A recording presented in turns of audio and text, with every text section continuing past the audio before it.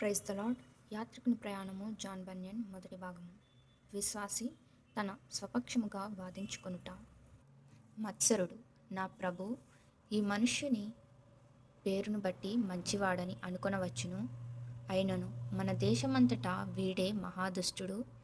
వీడు అధికారినైనా జనులనైనా ధర్మశాస్త్రమునైనా మర్యాదనైనా లక్ష్య పెట్టక రాజభక్తికి విరోధమైన తన మతబోధను అందరూ అంగీకరించుటకు తన వల్లనైనంత మట్టుకు ప్రయత్నము చేయొచ్చు.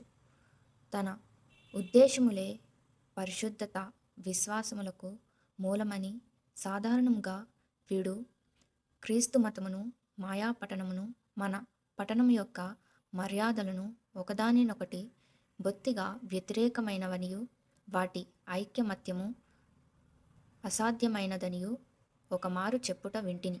మహాప్రభు ఆ మాట వలన వీడు యోగ్యమైన మన సమస్త సత్కార్యములను దూషించుట మాత్రమే కాకుండా ఆ కార్యములను చేయు వారి యందు దోషము మోపుచున్నాడని పలికెను. అప్పుడు న్యాయాధిపతి, నీవు ఇంకా చెప్పునది ఏదైనను ఉన్నదా అని అడిగెను. మత్సరుడు, మహాప్రభు, ఇంకా విస్తార సాక్ష్యము చెప్పగలను. విస్తరించి పలికి ఈ న్యాయ సభ వారికి ఆయాసము పుట్టించుటకు నాకు మనస్సు లేదు. అయినను ఇంకా కావలసి ఉన్నను. మిగతా సాక్షులు తమ సాక్ష్యము చెప్పిన తరువాత వాని కడదేర్చుటకు రుజువు చాలని పక్షమందు వానికి విరోధముగా నా సాక్ష్యము విస్తరించి చెప్పేదనని పలికెను. అప్పుడు వాని ఒకవైపున నిలువమని చెప్పి మాయాభక్తి అనువాని పిలిపించి ఎదుటనున్న ఖైదీని చూడమని చెప్పి, వీని మీద మన ప్రభువైన రాజు పక్షముగా నీవు ఏమి చెప్పగలవని అడిగి వాని చేత ప్రమాణము చేయించిన తరువాత వాడు ఇట్లు పలికెను. మాయాభక్తి, మహాప్రభు, ఈ మనుష్యునితో నాకు మిక్కిలి పరిచయం లేదు. అదియునుగాక వాని మరింత బాగుగా తెలుసుకుంటా నాకు అవసరము లేదు. అయినను మొన్నటి దినమున ఈ పట్టణంలో నేను వానితో చేసిన సంభాషణ వలన వీడు మహాదుష్టుడని ఎరుగుదును.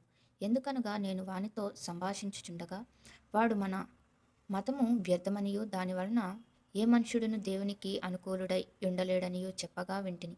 మహాప్రభు, వీడు చెప్పిన మాట నిజమైతే ఏమనుకొనవలెనో అది తమకు బాగుగా తెలిసేయున్నది. ఏమనగా మనము చేయు ఆరాధన వ్యర్థమనియు మనము ఇంకను పాప పరిహారము పొందక పాపమును వహించి ఉన్నామనియు తుదకు నరకమునకు పంపబడదుమనియు ఎంచుకొనక వీధి లేదు. అంతే నా సాక్ష్యమని పలికెను. అప్పుడు నక్క వినయుని పిలిచి ప్రమాణము చేయించి, మన ప్రభు అయిన రాజుపక్షముగా నీవు ఎదుటయున్న ఈ ఖైదీని గూర్చి ఏమి చెప్పగలవని వాని అడిగెను. నక్క వినయుడు, మహాప్రభు, గనులైన మీరందరూ వినుడి. నేను చాలా కాలం నుండి వీని ఎరుగుదును.